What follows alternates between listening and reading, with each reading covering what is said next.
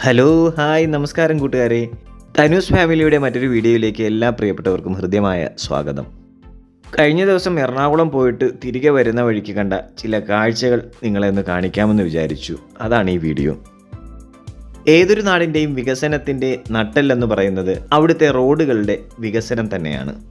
നമ്മുടെ കേരളത്തിലിപ്പോൾ നാഷണൽ ഹൈവേയുടെ വികസന പ്രവർത്തനങ്ങൾ നടന്നുകൊണ്ടിരിക്കുകയാണ്.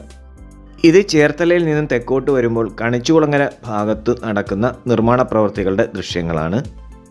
വളരെ ദ്രുതഗതിയിലാണ് ഇവിടുത്തെ റോഡിൻ്റെ നിർമ്മാണ പ്രവർത്തനങ്ങൾ നടന്നുകൊണ്ടിരിക്കുന്നത്.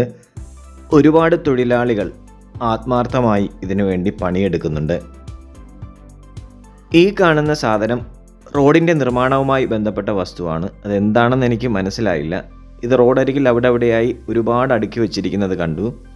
അറിയാവുന്നവരാരെങ്കിലും ഉണ്ടെങ്കിൽ ഒന്ന് കമൻറ്റ് ചെയ്യണേ. പല സ്ഥലങ്ങളിലെയും ഭൂമിയിലെ മണ്ണിൻ്റെ അവസ്ഥയ്ക്കനുസരിച്ച് റോഡിൻ്റെ നിർമ്മാണ രീതി വ്യത്യസ്തമാണ്. നമുക്കവിടെ നിർമ്മാണ പ്രവർത്തനങ്ങൾ നടക്കുന്നിടത്ത് പോയി നിന്ന് നോക്കിയാൽ മനസ്സിലാകുന്ന കാര്യമാണ്. ഹൈവേ വികസനവുമായി ബന്ധപ്പെട്ട് ഓവർ ബ്രിഡ്ജുകളും അടിപ്പാതകളുമൊക്കെ നിർമ്മിക്കുന്നുണ്ട്. ഈ കാണുന്നതും നിർമ്മാണത്തിന് ആവശ്യമായിട്ടുള്ള മറ്റൊരു വസ്തുവാണ്.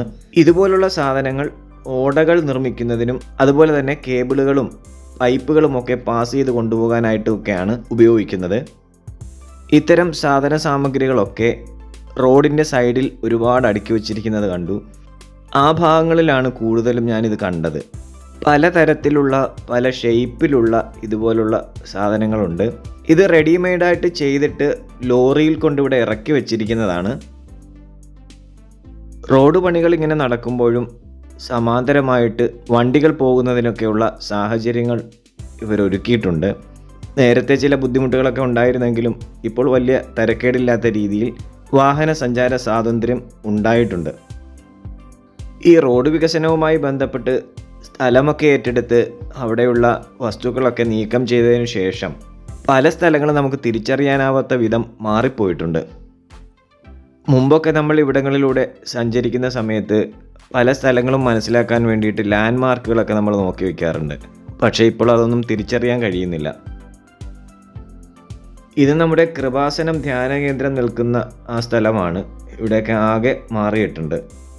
പണി പൂർത്തിയായ ഭാഗങ്ങളിലുള്ള റോഡുകളിലൂടെയുള്ള സഞ്ചാരം വളരെ സുഗമമാണ്. നമുക്ക് നോക്കുമ്പോൾ തന്നെ കാണാം ഇവിടെയൊന്നും യാതൊരുവിധ തിരക്കും കാണാനില്ല. കലവൂർ ജംഗ്ഷനിൽ അടിപ്പാതയുടെയും ഓടകളുടെയും നിർമ്മാണം നടക്കുന്നതിൻ്റെ ഭാഗമായിട്ടുള്ള വണ്ടികളുടെ ബ്ലോക്കാണ് ഈ കാണുന്നത്. പടിഞ്ഞാറേ സൈഡിൽ നിന്നുള്ള റോഡ് കൂടി വന്ന് ചേരുന്ന സ്ഥലമായതുകൊണ്ട് തന്നെയാണ് ഇത്രയും ബ്ലോക്ക് വരാൻ കാരണം. അവിടെ ഇപ്പോൾ നടന്നുകൊണ്ടിരിക്കുന്ന ഓടയുടെ നിർമ്മാണം പൂർത്തീകരിച്ചു കഴിഞ്ഞാൽ ഈ ബ്ലോക്ക് വേഗം മാറിക്കിട്ടും. ഈ റോഡിൻ്റെയൊക്കെ പണി ഏകദേശം പൂർത്തീകരിച്ചതാണ്. ഇനി സൈഡ് ഭിത്തികളും മറ്റു പണികളും മാത്രമേ ബാലൻസ് ഉള്ളൂ.